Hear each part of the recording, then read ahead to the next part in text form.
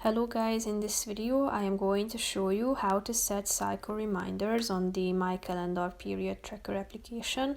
But first I just want to mention, don't forget to subscribe to my channel, because at 10,000 subscribers I am going to show you my whole YouTube revenue statistics and growth strategy, how to make money online. Now let's jump into it.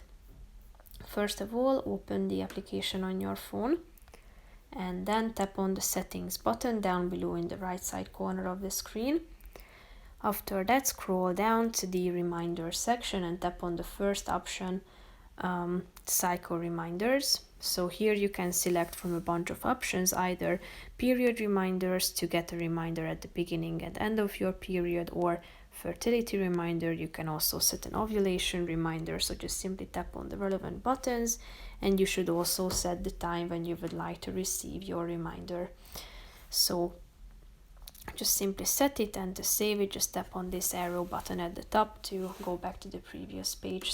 So that's pretty much it for this video, guys. See you in the next one. Bye bye.